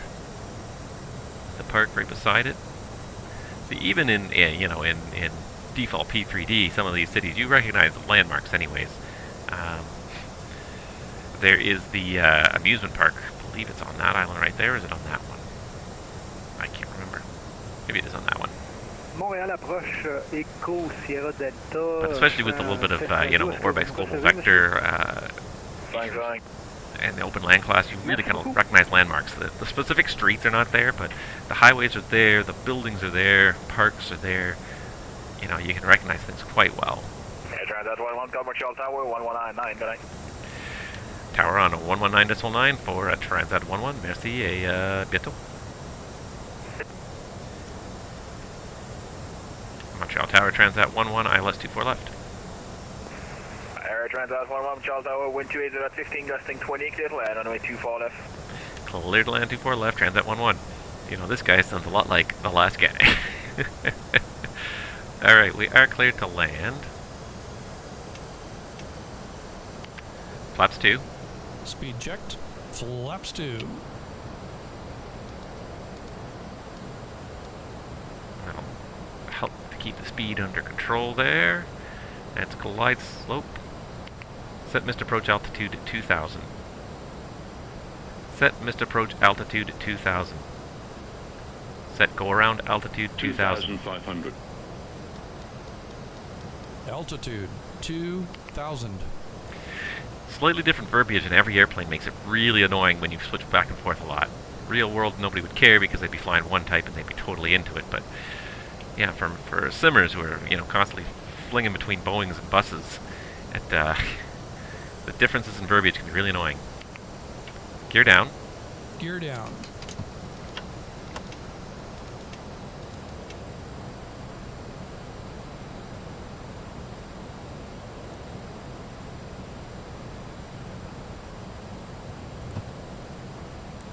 Flaps 3.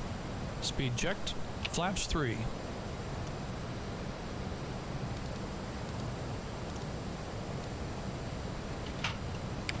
Speed 147. Cabin crew seats for landing.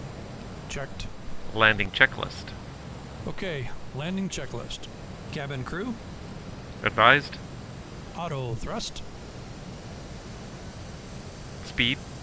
ECAM memo. Landing no blue. Landing checklist complete. Checked. Sorry, a wind check for Transat 11. Wind 280.15, gusting 20. Merci. Speed. Speed. Speed. Speed. Speed. I'm not sure why it's calling speed, speed, speed. I'm bringing the speed back up.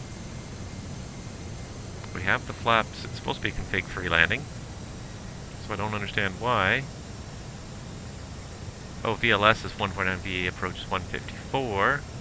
And we're going to add 5 more knots for the 1,000. For the gust as well. 1,000. Looked at the wrong speed there, that's why. Again, switching back and forth. Boeings, buses. Are you positive? No, I'm not at all. There we go. Now we got a nice safe speed. Alright, here comes the autopilot's coming off.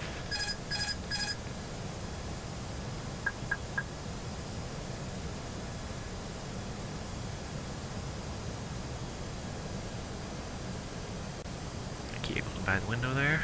There goes the IKEA. Checked. 500.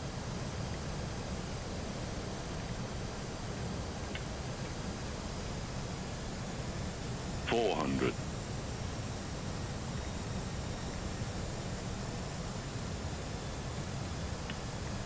300. 100 above. Checked. 200. Minimum Landing. Check. 100. Glide. 50, 40, 30, 20. Retard. 10. 5.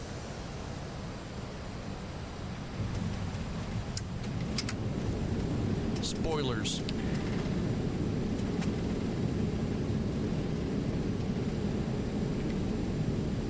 Reverse green. Decel.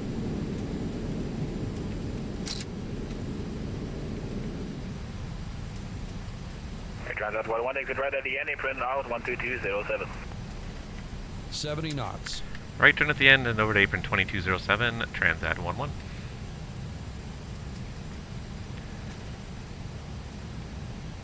Set 122.07 on COM 1.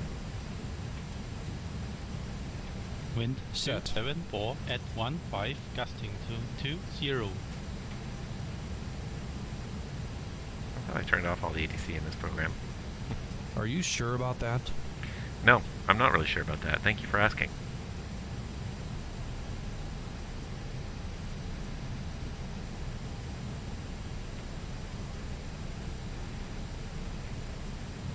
Wind 274 at 15, gusting to 20.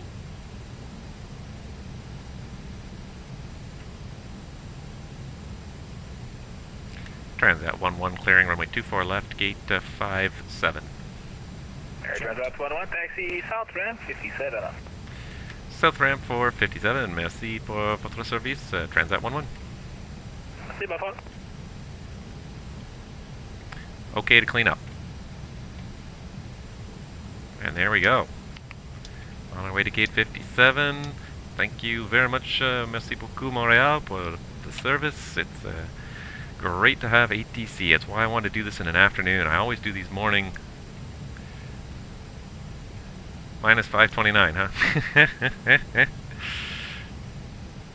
Yeah, it kind of came down a little harder than I had hoped, but I'm just going to blame it on the gusts. Must have been a gust right at that moment. Nevertheless, nice to have ATC from front to back. Wind 274 at 15, gusting to 20. I wonder if that's an active sky thing that I can kill. I'm going to look for that option later.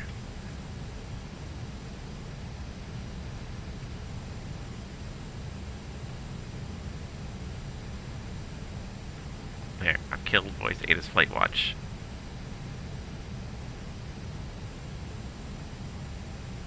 Hopefully that should do it. Montreal approach. This is American 2. We're at flight level 181, descending for runway 24 left. American 2 Montreal Arrival, squawk 5266, squawk ident. South ramp here between the aero key and the main terminal is a really tight squeeze sometimes. 10 to 8000, squawking 5266 ident for 24 left. American 2. It was harder than I wanted. We were doing okay, and then we did come down a little bit sharp on final. I thought it was actually not too bad, but anyways. The funny thing is, like, without actually feeling an airplane, it's hard to land an airplane. Sims are incredibly difficult to land, harder than the real thing in a lot of cases, because you can't feel anything. You're relying solely on your eyeball input American 2 identified. Do you have the to get you onto the pavement to make all your judgment calls. We're not on that right now, but I'm sure we can get it on board. Flying a real airplane is it's almost easier than flying a sim in most cases. Ask any pilot what flying, even the full motion sims, are incredibly difficult to land because a lot of time is spent trying to fine tune them, but it's hard to make them perfect. It's hard to get the really small sensations of motion in there that you can feel, the human body feels, that are almost hard to measure. So never mind, like a sim like this, it's not a full motion sim, it's just simply just a visual sim, which can be very realistic in most cases, but for that feeling for landing, for touchdown, Doing up direct American 2. almost impossible to replicate it well. Alright, 57 should be right over here. I see all my equipment. Start the APU, and taxi light off. That's 55. 57 will be the next one.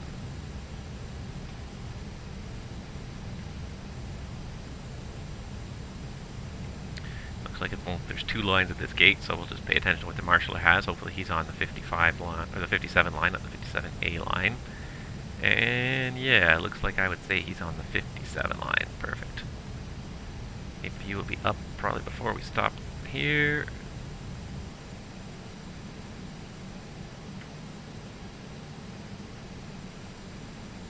In a second, I'll check what the actual touchdown rate was in SimToolkit Pro.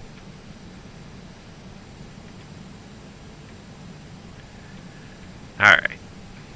Well, we made it. We're here. And a little earlier than I expected. I expected to finish the stream by 5:30, and it's just a little ahead of schedule, so it actually is working out really quite well.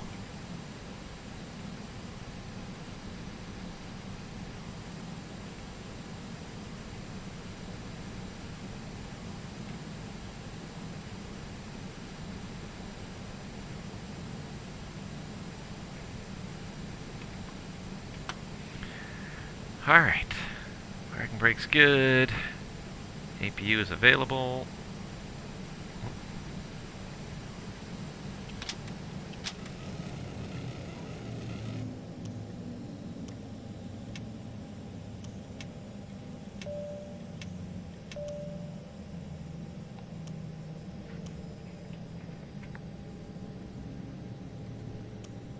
Just waiting for him to do some stuff. The jetway should operate any second now, I hope. Just waiting for him to finish his flow, and we'll do this checklist. Montreal approach, American 500 with you 340. Go ahead. Go ahead. Let's go 5242 items. Yes, sir. Chops are in now, and you can release the parking brake. Thank you. Parking checklist. Parking checklist.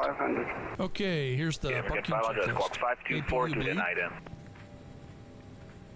On. Engines. Off. Seat belts. Off. Exterior lights. American 2 to 6,000. Off. Fuel pumps. 6,000 American 2. Off. Parking brake and chocks. Set. Parking checklist is complete. Nice. American 3 right, squawk 5244, call you back. Request deboarding. Alright, deboarding requested, guys. We are here. Another successful leg of a pilot's life. And, yeah, first of all, I just want to check this. Minus 56 feet per minute. Ha, take that. That is a pretty nice landing. 144 knots, 1.11 Gs, 56 feet per minute. That was a pretty nice landing. Love it. Love it. Down to 13,000, American 3 Heavy. Alright, any second now. They're going to start unloading as soon as I hit enter there. They're going to start offloading. Yeah, so that's done. And of course, we go back into pilot's life, and that has cycled up. No, actually, what am I looking for here? Transat 11. It's done there. Less than 50 feet per minute, 3.85 experience points as a result. And the next one, we're going to be doing a Fort Lauderdale triangle. So, next will be back down to Fort Lauderdale, again about a 3.5 hour flight. Fort Lauderdale back to Toronto, and then again, Transat 11, Toronto back to Montreal. So I'm going to get to do this Transat 11 again. That's going to be fun, I think. I'm going to try again to have full ATC. So that's going to be it. But, yeah, we are slowly getting some hours in here. Some experience points. Actually, I don't care about this. I just want to check the dashboard. We're sliding this over here. 155. I need another 45 experience points, just under 45 experience points to get me over to my senior first officer promotion and a good bump in my hourly salary, I hope. So we are getting there pretty quick. But in the meantime, that is, of course, the beautiful FlyTampa scenery. Won't be the last time I'm here, for sure. I got to do a lot more flying in and out of Montreal now with the schedule I got, but nevertheless, I can't wait to see what the scenery looks like in FlightSim as well. And actually, there was one other good thing. Now the NDAs are starting to kind of unwind a little bit. FlyTampa did confirm that they're working on the new sim. Didn't really say too much about what they're working on or what they're bringing over. I think they did mention a couple of airports, and not a lot of it is the existing airports. I think a lot of it is... Did it not start offloading because it's waiting for the jetway to friggin' dock? Deboarding requested, yeah. stupid junk sometimes. American 2, distance 4,000. 4,000. That's why there's no activity whatsoever happening. Pretty good marshalling job, though. Almost right on the spot there.